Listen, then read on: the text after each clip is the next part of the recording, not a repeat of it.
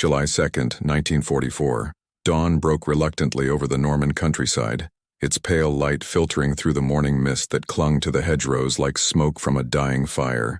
The air carried the acrid bite of cordite mixed with the sickly sweet smell of field dressings and disinfectant. In a hastily constructed medical compound just 3 kilometers inland from the blood-soaked beaches, where democracy had made its desperate stand, 9 German women stood huddled together, clutching their Red Cross medical bags with trembling fingers. They were not ordinary prisoners of war. These were Deutsches Rotes Kreuz nurses and Kriegsmarine auxiliaries, captured just weeks earlier when the underground hospital at Cherbourg fell to advancing Allied forces. Their white armbands, bearing the Crimson Cross that should have granted them protection under international law, now seemed like targets painted on their sleeves. For 3 years they had served the Reich with unwavering dedication, their faith in German medical superiority as unshakable as their belief in the fatherland's ultimate victory. The eldest among them, Oberschwester Maria Brenner, pressed her leather medical satchel against her chest like armor. At 34, she had dedicated her life to the Nazi medical system, believing completely in the racial theories that underpinned German medicine.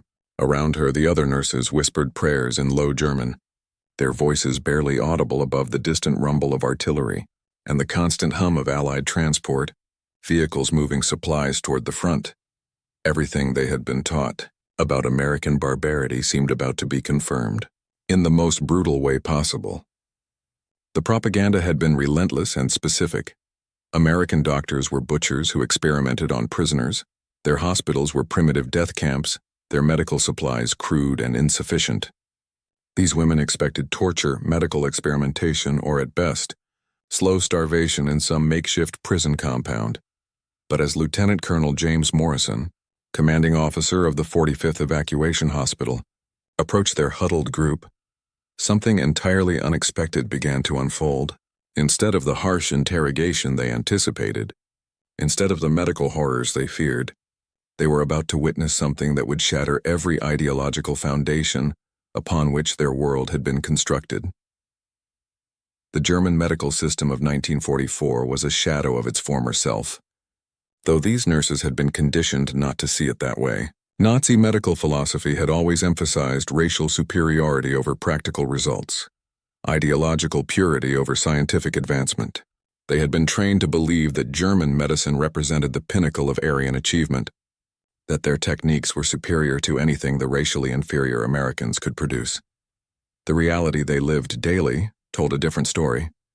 In the underground bunkers of Cherbourg, these nurses had witnessed the grim deterioration of German medical capabilities. Supplies were rationed to the point of desperation. Bandages were washed and reused until they fell apart in their hands. Surgical instruments, once sharp and precise, had become dull tools that caused more trauma than they healed. Morphine was so scarce that soldiers screamed through amputations with nothing more than a leather strap between their teeth. Yet even in these desperate circumstances, Nazi medical doctrine demanded they maintain faith in German superiority. Pain was character-building, suffering was noble, and the shortage of supplies was simply proof of the enemy's cowardly refusal to fight fair.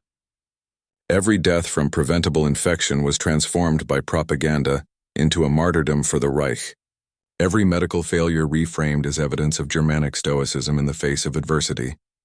By July 1944, American pharmaceutical companies were producing 650 billion units of penicillin per month. The miracle drug that had been discovered by British scientist Alexander Fleming was now flowing off American production lines in quantities that defied imagination. Pfizer alone operated 14 massive fermenters, each with a capacity of 7,000 gallons, producing penicillin around the clock in converted ice factories and repurposed breweries.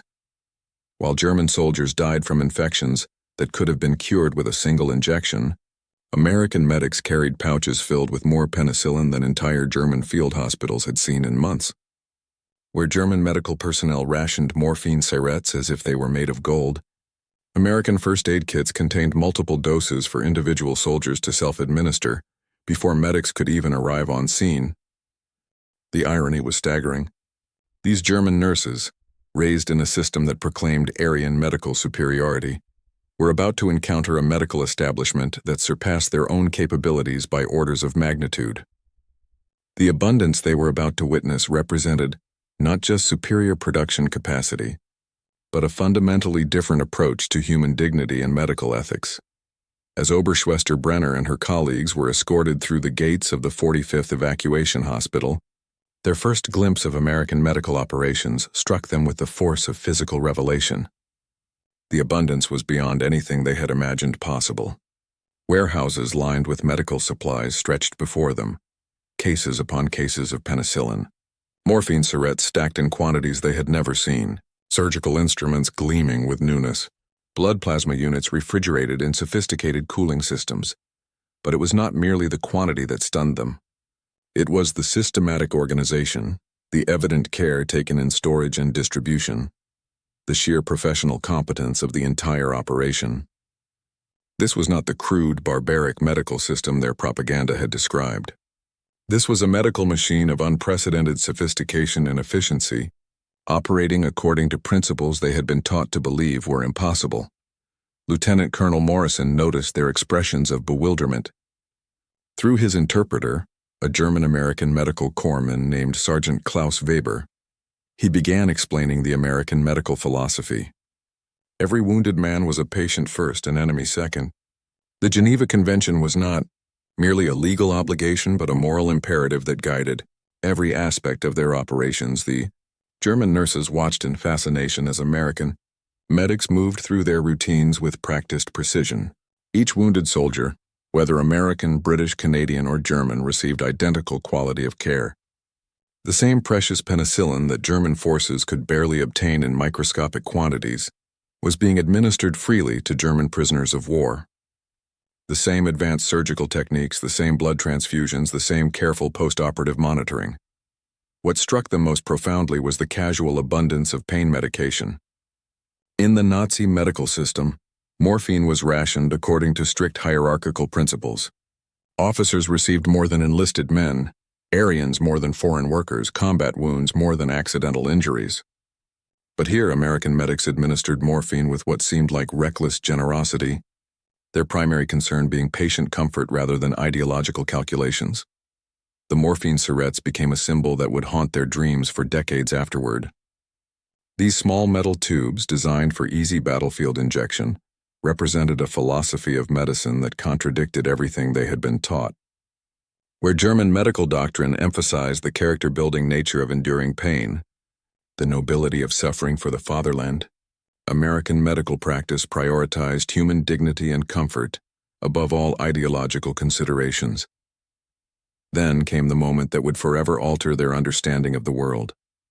Lieutenant Colonel Morrison, through Sergeant Weber, asked if they would be willing to assist in treating patients, not just German prisoners, but Allied soldiers as well. The request hung in the air like the scent of ether from the surgical tents. These women, raised in a system that taught them to view their captors as racial inferiors, were being asked to participate in healing rather than being subjected to the revenge they had been conditioned to expect. The psychological impact was devastating. For 3 years, they had been indoctrinated to believe that Americans were subhuman barbarians incapable of genuine medical knowledge. Yet here they stood, being invited to work alongside doctors whose competence was evident in every aspect of their operations, whose humanitarian principles extended even to enemy medical personnel. Oberschwester Brenner found herself nodding before her conscious mind had fully processed the implications. Around her, the other nurses followed suit, their professional instincts overriding years of ideological conditioning. They were medical professionals first, and the opportunity to practice their calling, even under these circumstances, awakened something deeper than political allegiance. What followed over the next 6 days would become one of the most remarkable instances of medical cooperation during the entire war.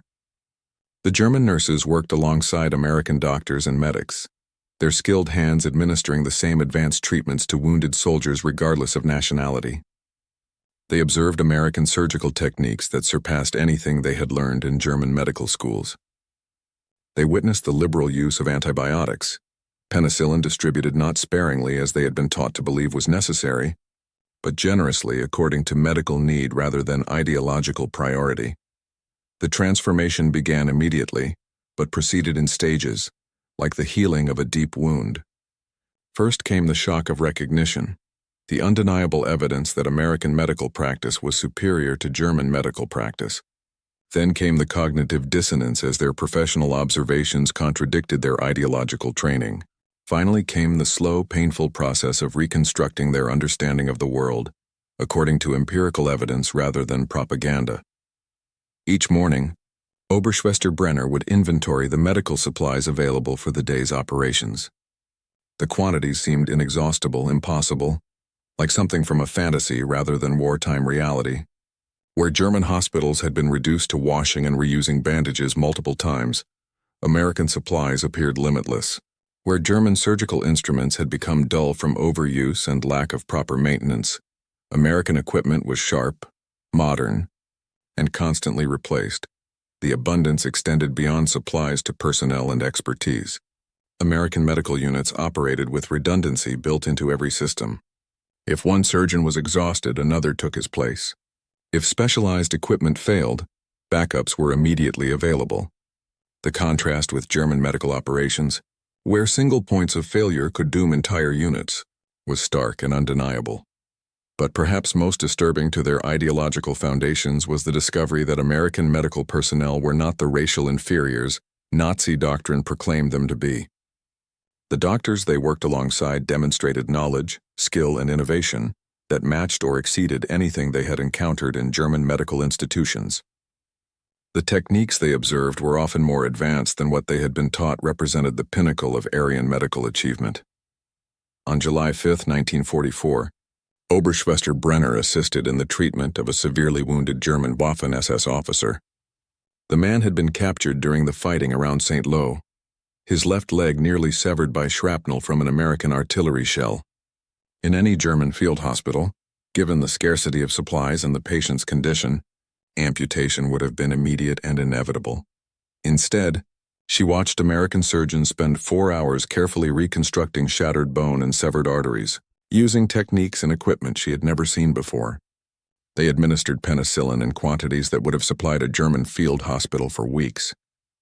They used blood plasma with casual abundance, morphine without rationing, and surgical materials with a profligacy that defied her understanding of wartime resource management. The officer lived. More than that, he would walk again, something that would have been impossible under German medical care, given the supply shortages and primitive surgical techniques available to German forces by 1944.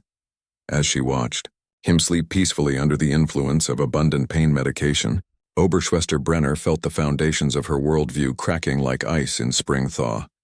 The symbolic power of the morphine syrettes became central to her transformation. Every day, she watched American medics distribute pain medication with casual generosity to friend and enemy alike. In the Nazi medical system, pain relief was a privilege to be earned through racial status and military rank. Here, it was a human right extended to every patient regardless of nationality or ideology. The implications were staggering. If American medical philosophy was more humane than German medical philosophy, if American medical practice was more effective than German medical practice, if American medical supplies were more abundant than German medical supplies, then what other fundamental assumptions about the war might be false? By July 6th, word of the German nurses' presence had spread throughout the medical compound. American personnel watched with professional curiosity as these women adapted to working within a medical system that operated according to principles radically different from their own training. The Germans' competence was evident, but so was their bewilderment at the abundance and efficiency surrounding them. Sergeant Weber, the German-American interpreter, found himself serving as more than just a translator. He became a bridge between worldviews, helping the German nurses understand not just the language but the philosophy underlying American medical practice. Through their conversations, he began to see the depth of their ideological transformation. Oberschwester Brenner found herself unable to watch German soldiers die from preventable infections without thinking of the abundance of penicillin she had seen in American hands. Every rationed morphine syrette reminded her of the casual generosity with which American medics had administered pain relief. Every reused bandage forced her to remember the pristine medical supplies that Americans discarded as routine waste. The transformation created an existential crisis that extended far beyond medical practice. If German medicine was not superior to American medicine, if American doctors were not the racial inferiors they had been portrayed as, if American medical philosophy was more humane than German medical philosophy, then what other fundamental assumptions about the war might be false? Word of their experience began to spread through the German medical community like a slow-burning infection. Other nurses and doctors began questioning the propaganda they had been fed about American medical barbarism. The evidence was too specific, too detailed, too professionally credible to dismiss as enemy propaganda. These were trusted colleagues, skilled medical professionals, reporting observations that contradicted fundamental assumptions about the war and about their enemies. By autumn 1944, as German medical supplies reached critical shortages and American forces continued their advance, the psychological impact of the nurses' experience became even more pronounced. Every shortage of penicillin, every rationed morphine syringe, every reused bandage served as a reminder of the abundance they had witnessed in American hands. The contrast became unbearable, a constant source of cognitive dissonance that made continued faith in Nazi medical superiority psychologically untenable. Some of the nurses began making subtle inquiries about the possibility of defection.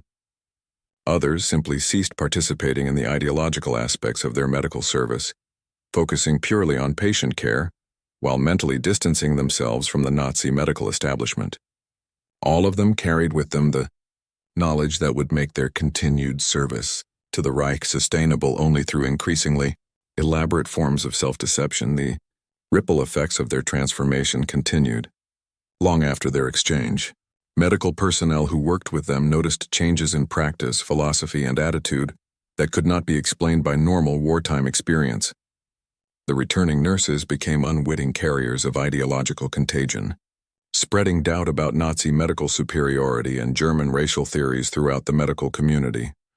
Their experience represented something more profound than simple prisoner exchange.